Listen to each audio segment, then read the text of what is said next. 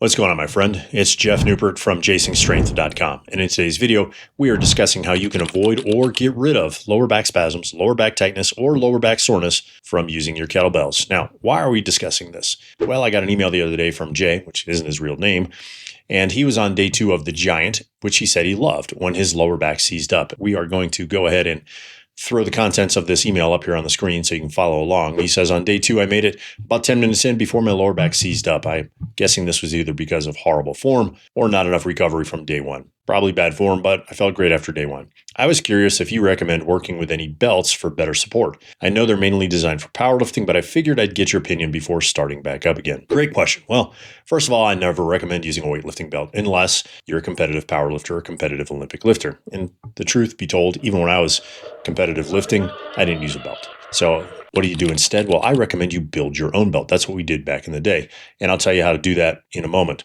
Second, I love Jay's enthusiasm. I think it's great to just jump right in when it comes to training. But, big but here, that's 1 T, not 2. Enthusiasm must be tempered with wisdom, which requires a certain amount of prudence. And that means when it comes to your kettlebell training, your technique actually matters, okay? In fact, what most people don't realize is that it actually matters in all exercises, whether you're doing push-ups, right? Bench press with a barbell, cable rows, or cable inner pecs, right? Cable crossovers for the inner pec, you know what I'm talking about, or picking up a sandbag. The technique actually matters in everything you do, because if you use the wrong technique, it's not a matter of, if you get injured, it's a matter of when you get injured, okay? Now, why is this important? Well, because most guys sit all day or most of the day, and this tightens up your hip flexors and overstretches the ligaments in your lumbar spine, which is your lower back.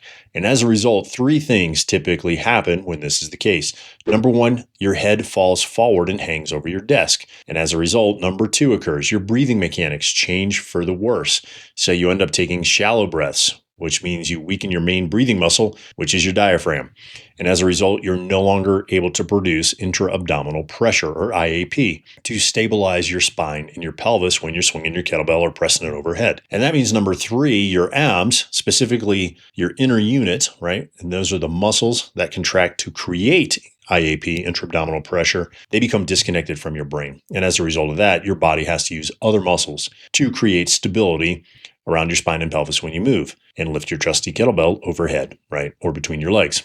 Now, because of these 3 things, many guys end up rounding out their lower backs on the backswing. That's what the backswing, in case you don't know, is when the kettlebell passes through your legs under your body, right? They do this on the swing, they do it on the clean, they do it on all the ballistics, right, that are hip hinge dominant. This is critically important because many times guys struggle to get their technique dialed in because their bodies just won't let them do it. They just don't have the ability to hold the necessary positions required for safe, productive kettlebell training. Is this making sense so far? So now comes to the question, well, how do you build your own belt? Well, I'll tell you how you don't do it. It's not through more crunches. It's not through more planks. It's not from following along Killer Core Circuit DVD, that was put out back in the 2000s. It's not necessarily through more carries, and it's not necessarily through more hip thrusts, clamshells, or glute squeezes, or any of the other popular things found on the interwebs or the social medias today. The first thing you have to do is you have to assess your stability and your strength. I'll leave a link below this video, right, to another video that shows you how to do that, okay? Second, you have to systematically train your weaknesses so they're no longer your weaknesses. I think that makes pretty good sense, right?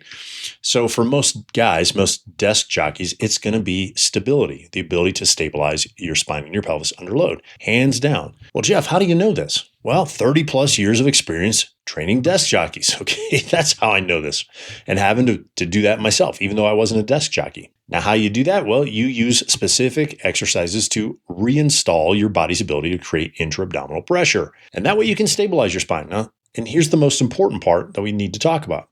You need to be able to do this without having to think about it, right? It needs to be automatic or reflexive.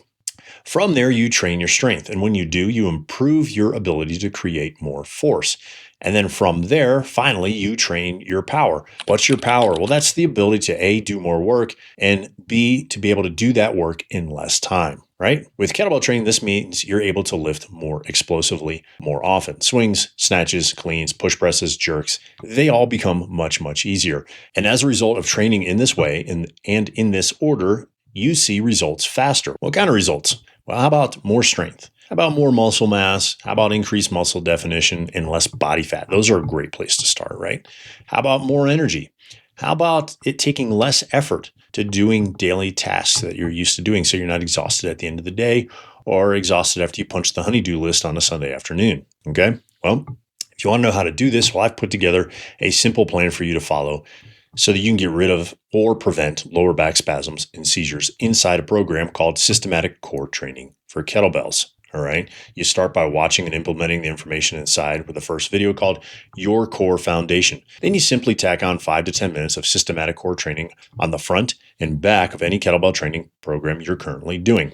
As I said, I've outlined a complete plan for you inside Systematic Core Training for Kettlebells. If you're interested, I'll leave a link to it in the description below this video so you can check it out. All right. So remember, you don't have to experience the setbacks, the loss of training days, and the frustration that comes from locking up your lower back. And you don't have to walk around with chronically tight and sore lower back either, hoping that it doesn't go out when you bend over to tie your shoes. You can take care of this right now today with the right plan and with some patience. So hopefully you found this video helpful. If you did, click the like button, smash the subscribe button, share it with a friend, leave me a comment on what kind of core training you're doing and whether you've had lower back tightness training with kettlebells and if you've been able to get rid of it. All right. Until next time, my friend, stay strong.